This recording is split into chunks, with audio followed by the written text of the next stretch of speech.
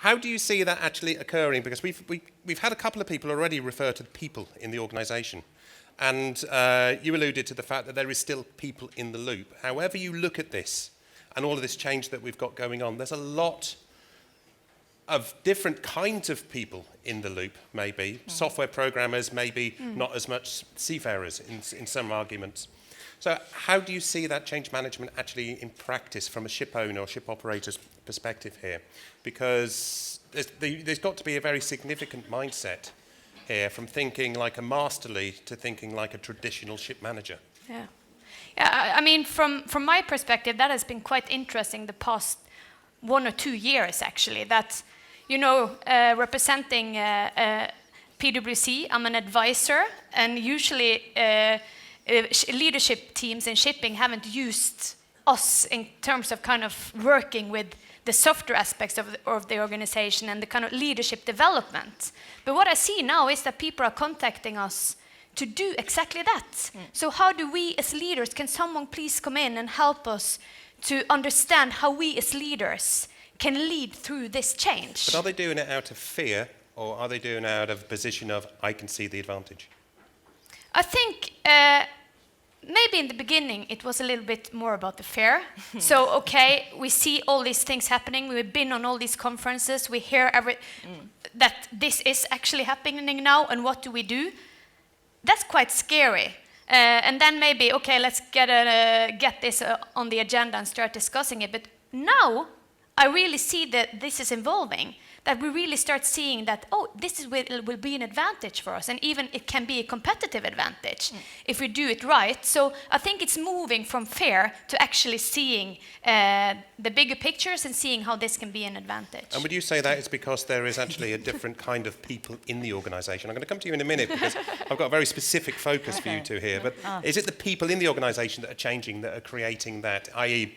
are women getting more vocal in the organisation? Is there a new sense of, hey, I can speak up? You know, from the younger generation that are coming into the organisation, it's not as authoritarian as it used to be. Yeah, I think we can see that trend, absolutely. And I think also you can see that more, you know, even if it's a man or woman or whatever, from a diversity perspective, you can see that the more young people are getting in position. Like, for example, your role, as you said. So you see that you're getting also more young people into the leadership teams. And Margaret? Yeah, I would like to comment on that and just make an example. Like, all you girls in here, do you feel that you are in a position where you are heard in your organization?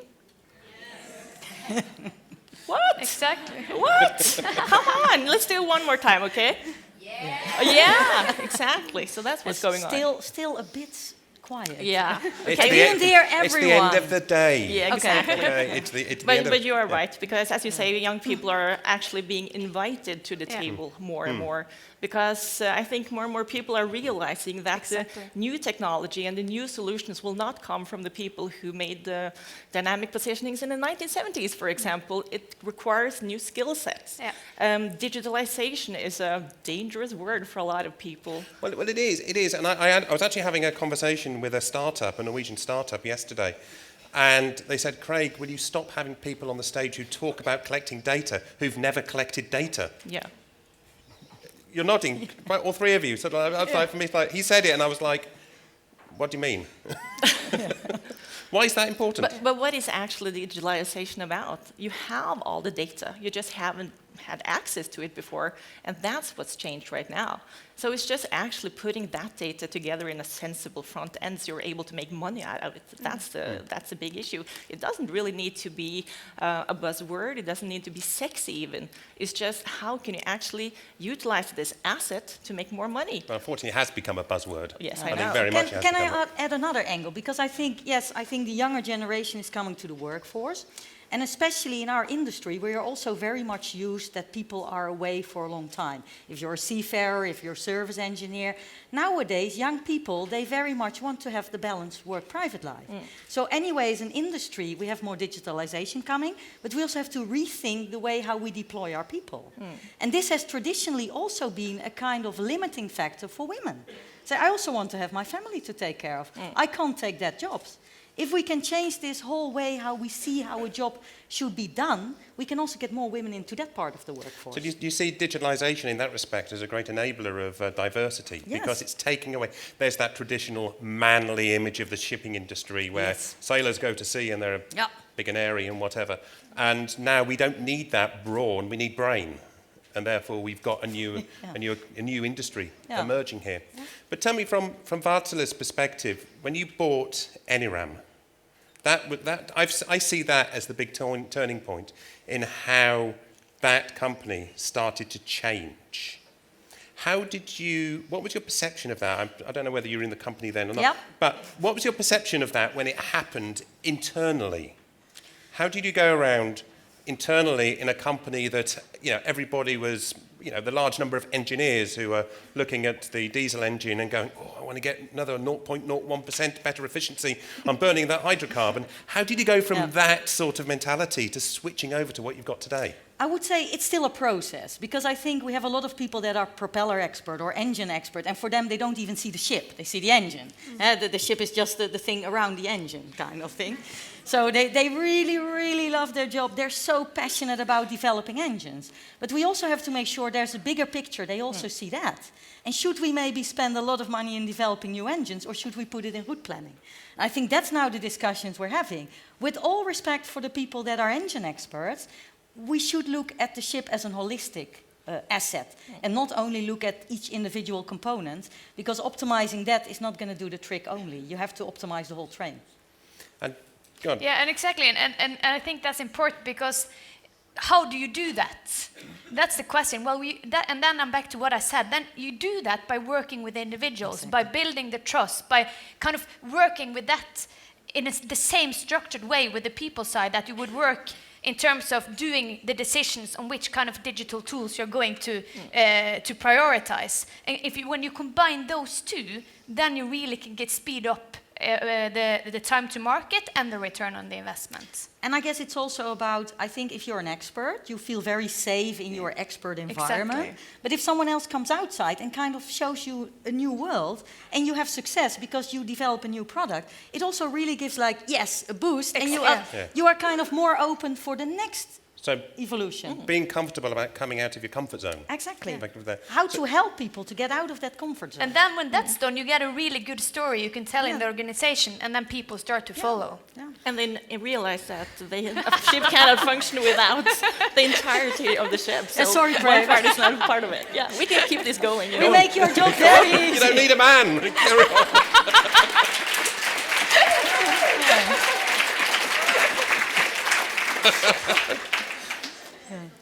I'm going to ask the question. Please ask questions.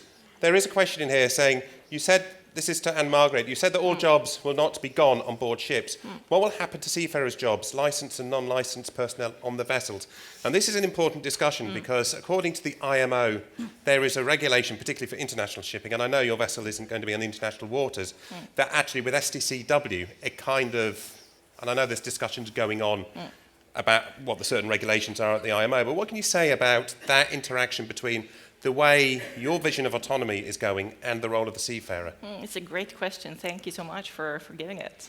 Well, if you look back when Ondemand engine control room was introduced in the 70s, for example, what happened then? Okay, everyone was afraid of their jobs, right? The people working in the engine control room, but not less people have been going on board the ship because of that. They create new roles, and that's what's going to happen here as well. Right now, for Kongsberg, we have our equipment on board approximately 20,000 vessels, and they will not be unmanned.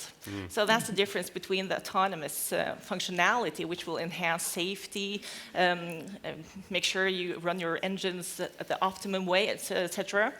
And also, as you said, we are looking at the short sea segment. Then it's possible to put people from the ship and put them on shore instead, going with work hours, going with that growing need from the younger population. But we still need the people. And for example, on larger, longer voyages, you still need to do all the maintenance. There's no point of putting people on land, actually, because you are required to be there.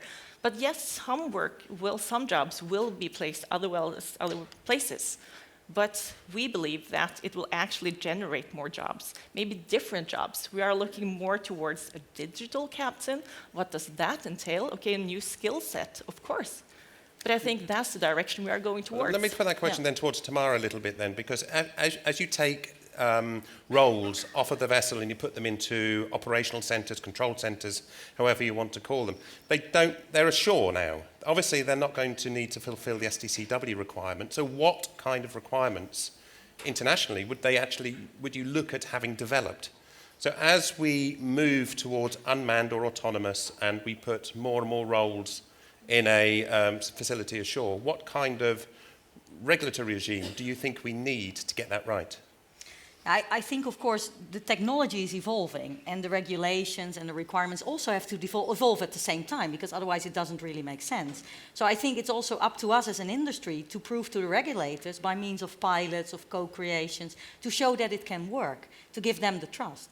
And to give an example, actually last year we did a test where we actually were operating a ship remotely off the coast of Norway from our data center in San Francisco.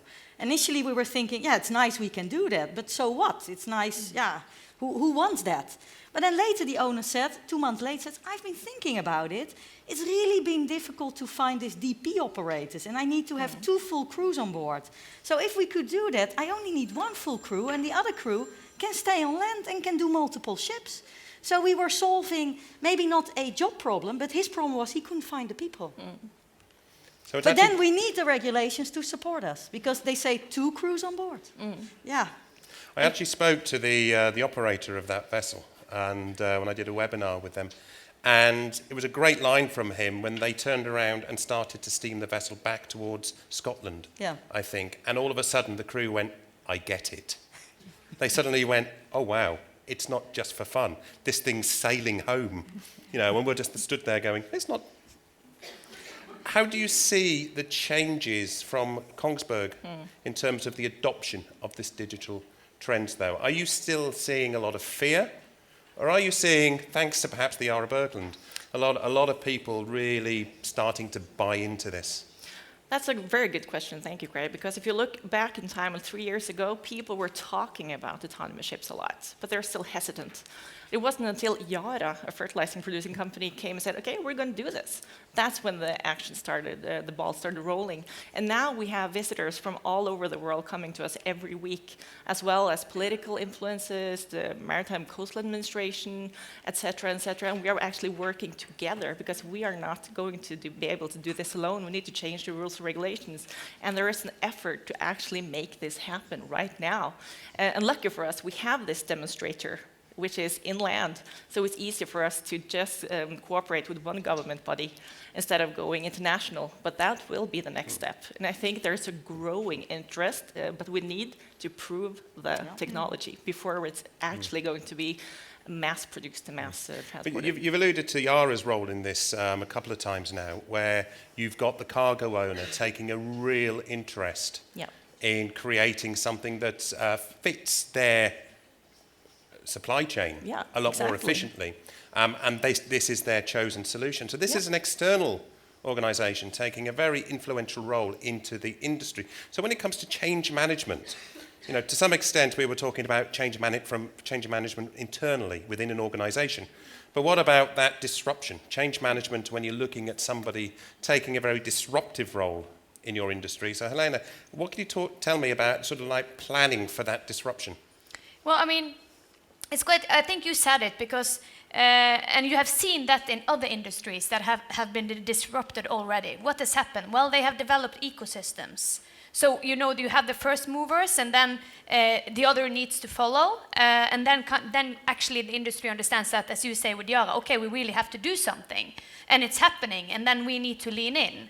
And I think that's kind of one key. But what you have seen also, which I find interesting, is that we are the shipping industry, and then you have, but what can the shipping industry learn from the banking industry? So what can the shipping industry learn from what banking did 5 years ago, when they were in the exact same situation in terms of technology and started testing out new things. And it's quite tremendous to see when we put different industries together with someone who have been disrupted, with someone who's still kind of working it, which value it could give. So I think, yeah, you need to learn from and plan for it within the industry, but I also think it gives quite good value to talk with some of the industry that already have been through that kind of disruption. Not to mention the airline industry, for example. Yeah, exactly. There are many examples.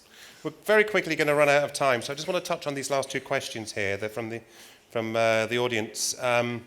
Just somebody said here, goal-based standards for regulation was there as well, in terms of an example of the DP ops. And a goal-based standard is something that's been pushed from the IMO, where they are sort of like standards, and then there's more detail in the regulation. Do you think that this autonomous ship movement and digitalization fits into this goal-based standard regime? I think one of the challenges is the technology is going that quick that probably this will always be a bit behind. But I guess it's also up to us as an industry to try to take the institutions by the hand and do the journey together. Because otherwise not going fast enough. So I know it's a democratic movement, it was said already, so it takes a little bit of time, but we need to up the pace. The technology changes are going more rapidly than ever, and we have to make sure we can connect to that. Or is the IMO's response to this rapid change to create goal-based standards where they don't have to be so prescriptive? And there it leaves the industry to be self-prescriptive, for better or for worse, of course. And now this very last question before we wrap up here. It says, talk mainly on trust from customers because it's like some customers are not trustworthy. I'm going to turn to Helene here because I don't want you two to talk about your customers too much, really. But trust with your customers, how do you build? Let me turn that question around a little bit and say, how do you ensure you're building trust with the customers when you're dealing with change? I mean, what you see, at least when we talk with the different leadership teams, and I think you also talk about, is again back to the ecosystems and how do you work together with your customers? How do you develop together with your customers? And then you need to build that trust. And I think you need to look at it that way, that, okay, so our value chain is changing dramatically, but so are probably your customers as well. Yeah. And they are in the same situation. And then we need to talk about that and kind of build that fundamental and understand that, okay, we're actually on the same side here and we need to develop this together. Yes, it's always a risk, of course, but I think you need to put that history behind and you need to understand that we are part of the same value chain and we really need to involve our customers in the development from the beginning, because then you can actually also know that what you're developing will benefit your customers and be the way they want it to be. And that's a new way of thinking. And I can see that because this question is really good. That's what I can see when I'm working with different leadership teams, that this is something everyone is a little bit worried about. But it's the same with your people. You just need to start somewhere to build that trust. It's all about expectations, isn't it? Yeah. We need to end. Such a Thank you very much, all three of you. Thank you. Tack ska.